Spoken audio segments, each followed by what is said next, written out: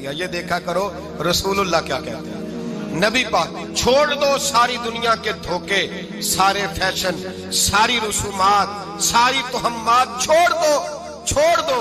نبی پاک کی غلامی عزت ہے, حضور کی غلامی. یار بندہ بالکل بے عمل ہو نا, بالکل, تو میری طرح داڑھی رکھ کے پگڑی باندھ کے بس میں بھی چڑھ جائے تو کئی لوگ سیٹیں خالی کر دیتے ہیں, کہتے ہیں بزرگوں یہاں آ جائیں, حضرت جی یہاں آ جائیں. تو پھر عزت کس چیز کی ہوئی؟ سنت مصطفیٰ کی ہوئی نا. پھر عزت نبی پاک کی سنت کی ہوئی نا, وقار کی ہوئی نا. ایک صاحب, ایک بچے نے داڑھی رکھ لی تو مجھے آ کے کہنے لگے حضرت جی لوگ بڑے بڑے لقب دینے لگے ہیں. میں نے کہا کیا؟ کوئی کہتا ہے حضرت صاحب, کوئی کہتا ہے قاری صاحب, کوئی کہتا ہے حافظ صاحب, کوئی کہتا ہے علامہ صاحب. تو میں نے کہا تیری موج نہیں بن گئی؟ 4 سالوں میں حفظ ہوتا ہے, تجھے مفت کا لقب مل گیا ہے. درس نظامی 8 سال میں ہوتا ہے, مفت کا علامہ بن گیا ہے. تجھے وقار نہیں دے دیا اللہ تعالیٰ نے؟ عزت, میرے اعلیٰ حضرت فرماتے ہیں عزت در رسول پہ ہے, عزت حضور کی. اور اعلیٰ حضرت نے ایک بات لکھی ہے بڑی قیمتی, اور میں نا جب کبھی پریشان ہوتا ہوں نا تو میں یہ والی بات کھول کے پڑھتا ہوں. اعلیٰ حضرت یہ بات ڈھارس بندھاتی ہے, ڈھارس, توانائی دیتی ہے, پورا مضمون باندھا ہے. اعلیٰ حضرت کہتے ہیں بیروپیہ تھا مداری, روپ بدل بدل کے دکھایا کرتا تھا, بادشاہوں سے انعام لیتا تھا. ایک دن اورنگزیب عالمگیر کے پاس آ گیا, کہنے لگا میں روپ بدلوں گا, اگر آپ پہچان نہ سکے تو میں انعام لوں گا. آپ نے فرمایا میں کوئی ایسے ویسا بادشاہ نہیں, کہا مجھے دھوکہ دینا مشکل ہے. کہا نہیں میں روپ بدلوں گا. حضرت اورنگزیب عالمگیر بڑے نیک بادشاہ گزرے, بڑے پرہیزگار آدمی. وہ بے روپیہ کہنے لگا میں روپ بدلوں گا, آپ نہیں پہچان سکیں گے. فرمایا چل جتنا تیرے اندر زور ہے لگا لے. حضرت نے اعلان کیا کہ میں نے فوجی بھرتی کر دیں, 2 ماہ کے بعد ٹیسٹ ہوگا. وہ 2 مہینے دوڑتا رہا, رنگ روپ بناتا رہا, آیا ٹیسٹ دینے. 2-3 سپاہیوں کا امتحان لیا, اس کی باری آئی تو 10 روپے دیے. کہنے لگے تیرے آنے جانے کا کرایہ میں نے تجھے پہچان لیا ہے. کچھ دنوں کے بعد جانے لگے سفر پر تو بھکاری آ گئے خیرات مانگنے. اس نے بھی سارے منہ پر سیاہی مال لی, کپڑے پھاڑ لیے, سر کے بال منڈا لیے, بھویں تک کٹا لی, بدرنگ ہو کے آیا. کاسا آگے کیا تو حضرت نے 10 روپے ڈالے. کہنے لگے تیرے آنے جانے کا کرایہ میں نے پہچان لیا ہے.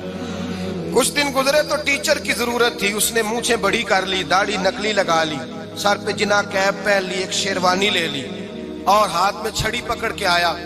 کہنے لگا میں استاد ہوں, 2-4 بندوں کا امتحان لیا, اس کی باری آئی تو 5 روپے دیے, 10 روپے دیے. کہا تیرا کرایہ میں نے پہچان لیا.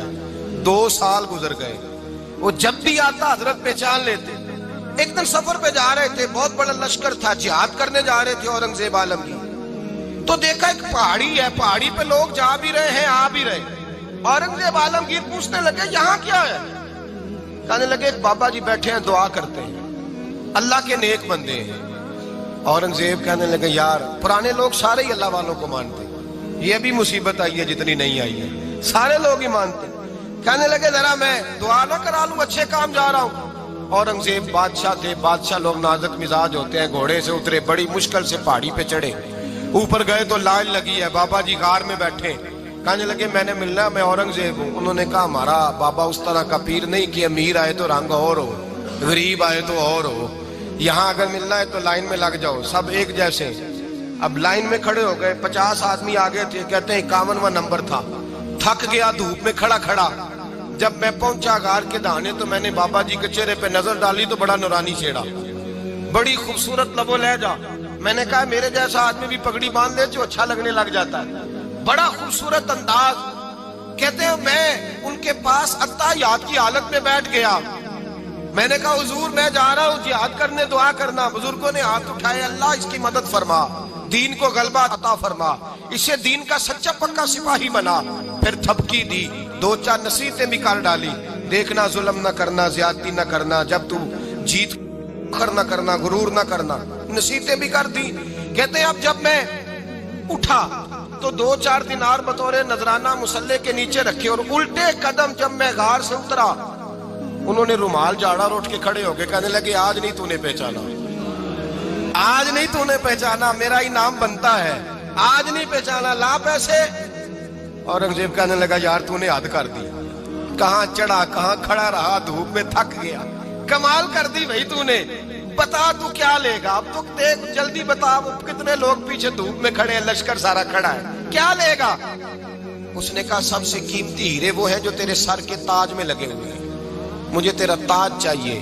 او بھائیو سننا اور یاد رکھنا، میرے اعلیٰ حضرت کہتے ہیں بادشاہ نے سر کے اوپر سے تاج اتارا، بہروپیے کے قدموں میں رکھا اور کہنے لگے یہ لے، اور یہ تو تیرا مانگنے پر میں نے دیا ہے نا، میں واپس آتا ہوں تو آنا میں اپنی مرضی سے بھی تجھے دوں گا۔ تو نے اورنگزیب جیسے بندے کو دھوکہ دیا، آنا میں اس وقت بھی دوں گا۔ وہ دے کر بس بات ختم ہو گئی، حد ہو گئی۔ دے کر کہتے ہیں جب میں پلٹا نا واپس، بہروپیے نے آواز دی بادشاہ ٹھہر جا۔ تو میں نے پلٹ کے دیکھا تو کہنے لگے یہ اپنا تاج لے جا، اٹھا اور لے جا۔ میں نے کہا 2 سال بیت گئے تجھے محنت کرتے، آج قابو آیا تو لے جاؤں۔ کہنے لگا لے جا، مسئلہ سمجھ میں آ گیا۔ میں نے کہا مجھے بھی تو سمجھانا۔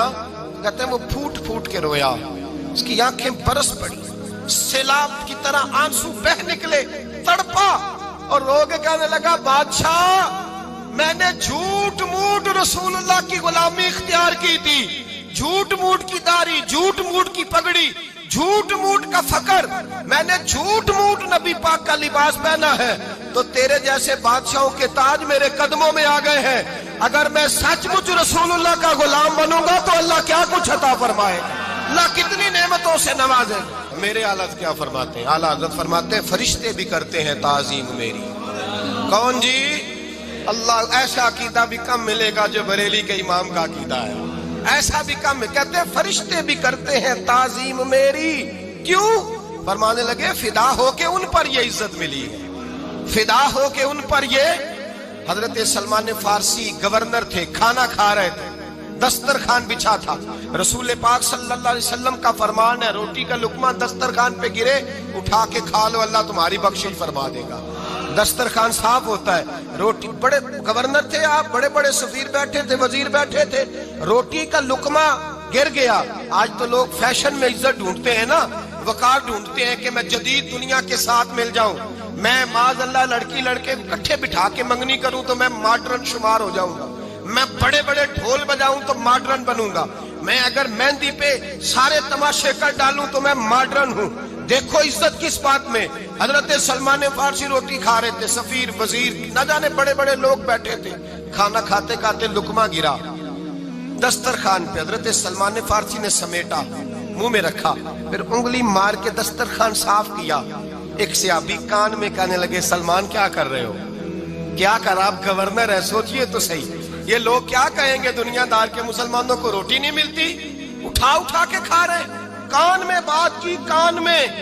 حضرت سلمان فارسی کان میں جواب دے سکتے تھے، کہہ سکتے تھے نہیں ایسے ہی کرنا ہے، انہوں نے کان میں بات کی، لیکن جناب سلمان فارسی اعلیٰ اعلان بولے، کہنے لگے ان 4 5 6 دنیا داروں کے لیے میں اپنے نبی کا طریقہ چھوڑ دوں، اپنے رسول کی سنت چھوڑ دوں؟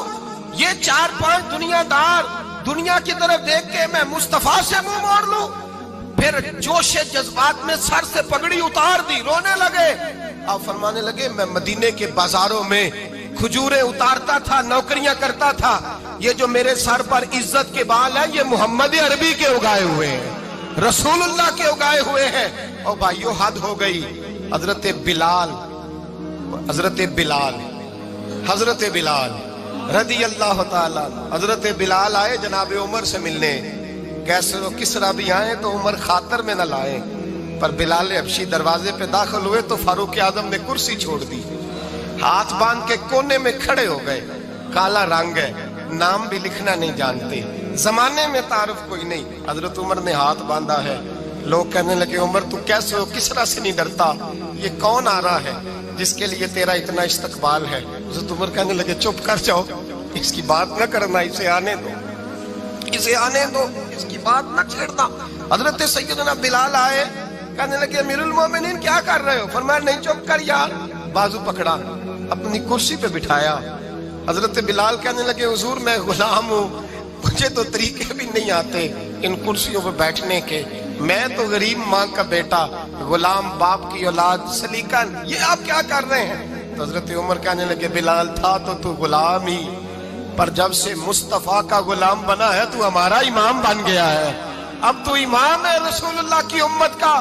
فرمایا وہ مجھے دن یاد ہے جب مکہ فتح ہوا تھا، بت ٹوٹ گئے تھے، بڑے بڑے سردار تھے، اور میرے نبی نے فرمایا بلال سے کہو کعبے کی چھت پہ چڑھ کے اذان دے. تو لوگوں نے کہا حضور یہ سارے جل گئے ہیں, کسی اور کی ڈیوٹی لگا دیں.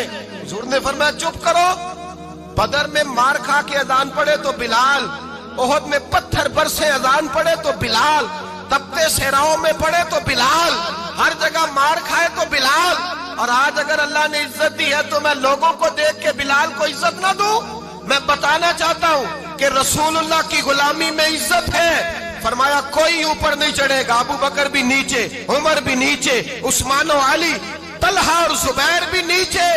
آج یہ حبشی غلام کعبے کی چھت پہ چڑھے گا اور میں دنیا کو بتاؤں گا کہ اصل عزت اسی کے پاس ہوتی ہے جو رسول اللہ کا غلام ہوا کرتا ہے.